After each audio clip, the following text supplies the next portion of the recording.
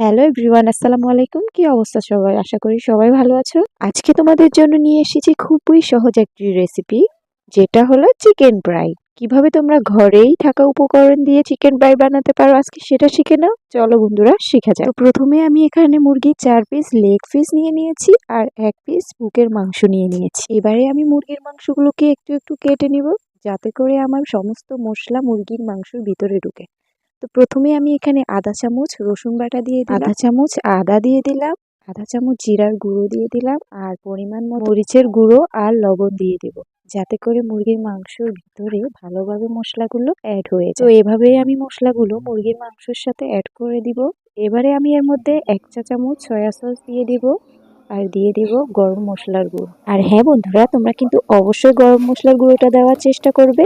এবারে আমি এটাকে 20 মিনিটের জন্য রেখে দিব আর অন্যদিকে আমি চিকেন ফ্রাইয়ের উপরের অংশটা রেডি করে নিব। তো এখানে আমি 2 কাপ পরিমাণে ময়দা নিয়ে নিয়েছি, 1 চামচ কর্নফ্লাওয়ার দিয়ে দিয়েছি আর দিয়ে দিয়েছি মরিচের গুঁড়ো আর অবশ্যই পরিমাণ মতো লবণ দিয়ে দিয়েছি। দিয়ে আমি ভালোভাবে এটাকে মিশিয়ে নিব। আর হ্যাঁ, তোমরা কিন্তু চাইলেই এটার মধ্যে ম্যাগি মশলাটা অ্যাড করে দিতে পারো, তাহলে ফ্লেভারটা অনেক মজার আসবে। তো দেখতেই পারতেছো আমার উপরের অংশটা রেডি করা শেষ। এবারে আমি মুরগির পিসগুলোকে একটা একটা করে এই ময়দার মধ্যে দিয়ে দিব, দিয়ে ভালোভাবে কোট করে নিব। দেখতেই পারতেছো আমি কিভাবে মুরগির পিসটাকে কিভাবে আমি কোট করে নিচ্ছি, তোমরা দেখে নাও। তোমরাও এভাবে কোট করে নিবে। নেওয়ার পরে এবার আমি মুরগির পিসটাকে নর্মাল পানিতে একটু ডুবিয়ে নিব।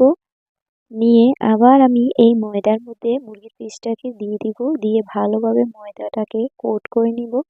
এভাবে করার পরে আমি মুরগির পিসটাকে ডুবো তেলে ছেড়ে দিব। এভাবে আমি একটা একটা করে মুরগির সবগুলো পিসকে রেডি করে নিব, রেডি করে ডুবো তেলের মধ্যে ভালোভাবে ভেজে নিব। তো বন্ধুরা, তোমরা যারা চিকেন ফ্রাই খেতে পছন্দ করো তারা অবশ্যই আমার এই রেসিপিটা ট্রাই করবে। ঘরে থাকা উপকরণ দিয়েই এই এই মচমচে চিকেন ফ্রাইটা রেডি করে নিতে পারবে। তো দেখতেই পারতেছো আমি চিকেনগুলোকে ভেজে নিচ্ছি আর আমার চিকেনগুলো কিন্তু বাদামি কালার হয়ে গেছে। এবারে আমি আস্তে আস্তে চিকেনগুলোকে উঠিয়ে নিব। আর হ্যাঁ বন্ধুরা, তোমরা যারা আমার এই ঘরোয়া রেসিপিগুলো পছন্দ করো তারা কিন্তু অবশ্যই আমার পেজটাকে ফলো দিয়ে রাখবে, তাহলে নতুন নতুন অনেক রকম রান্নার রেসিপি তোমাদের সাথে আমি শেয়ার করতে পারবো। আজকের জন্য এতটুকুই। আল্লাহ হাফেজ।